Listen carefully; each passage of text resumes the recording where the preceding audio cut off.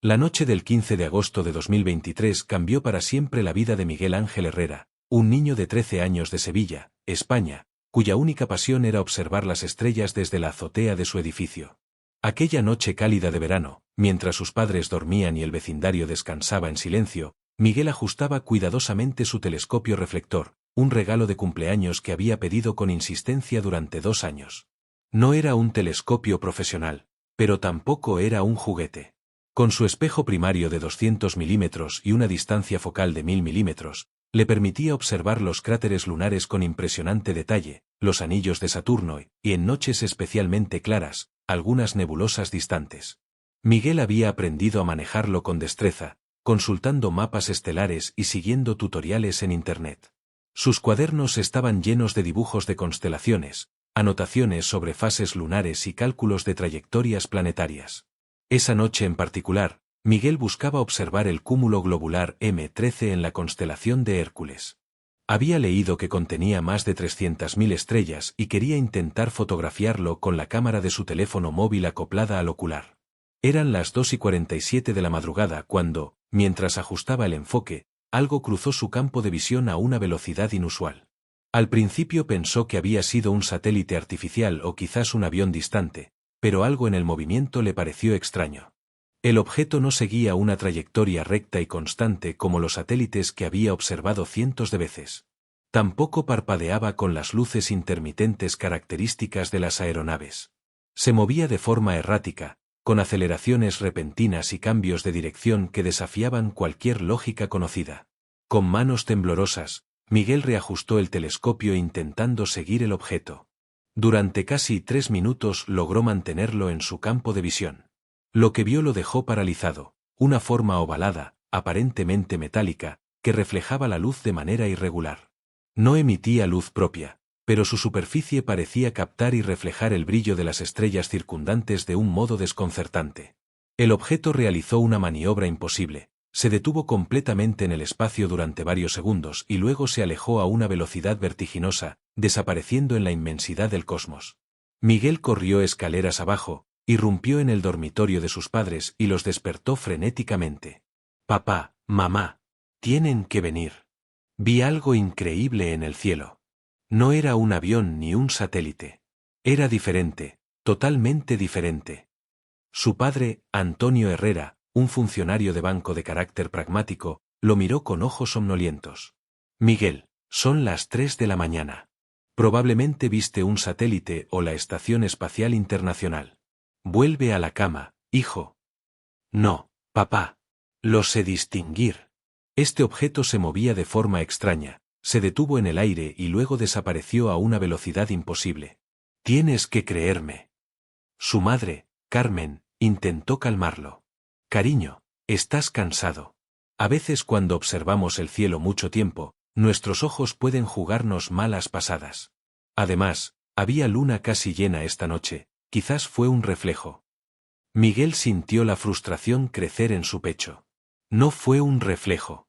Lo vi claramente durante casi 3 minutos. Tengo que reportarlo».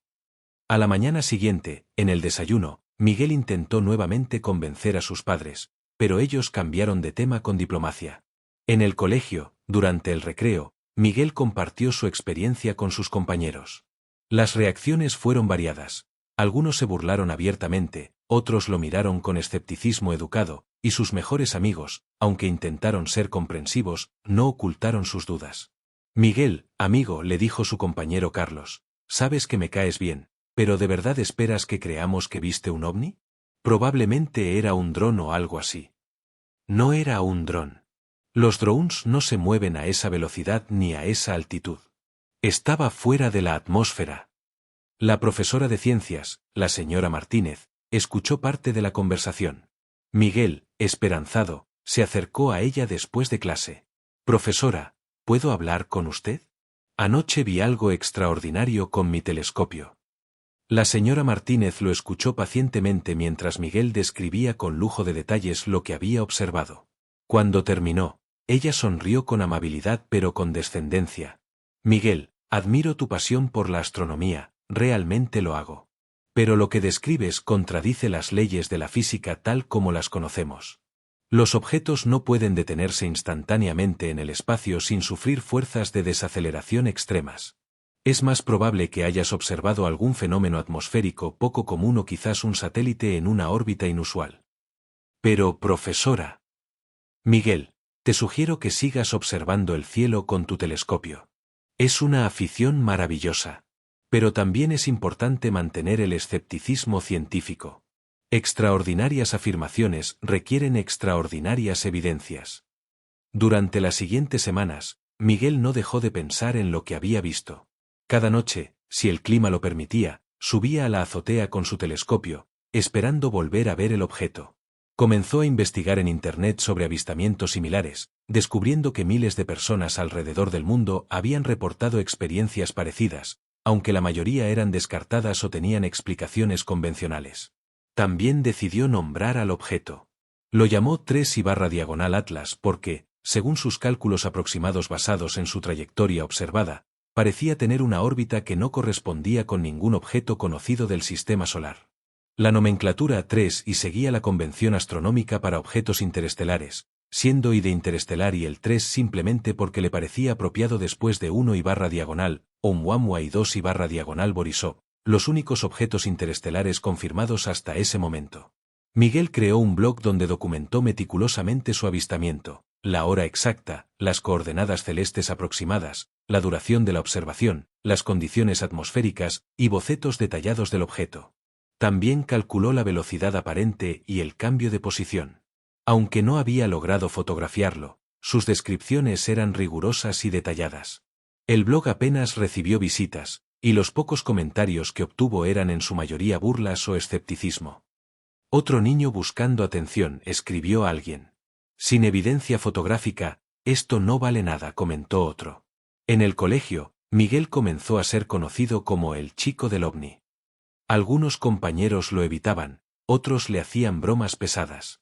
¡Cuidado! Ahí viene el contactado extraterrestre, le gritaban en los pasillos. Miguel aprendió a soportarlo en silencio, pero la soledad comenzaba a pesarle. Su único consuelo era seguir observando las estrellas.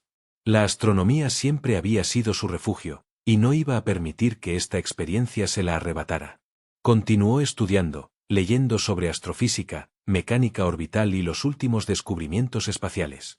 Su habitación se convirtió en un pequeño observatorio personal, con mapas estelares cubriendo las paredes y libros de astronomía apilados junto a su cama.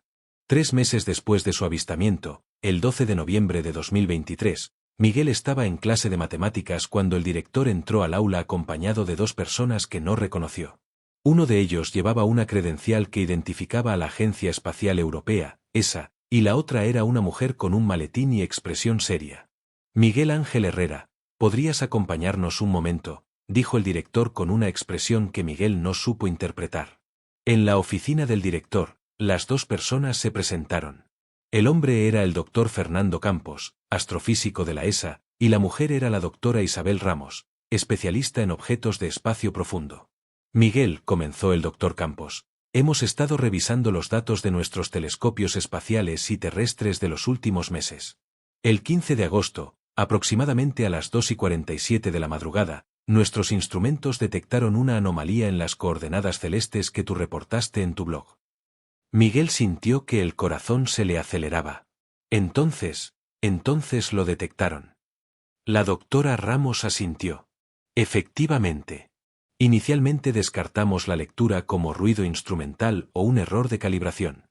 Sin embargo, después de revisar los datos de múltiples telescopios de diferentes ubicaciones, confirmamos la presencia de un objeto con características muy inusuales. Su firma espectral no coincide con ningún objeto conocido, natural o artificial.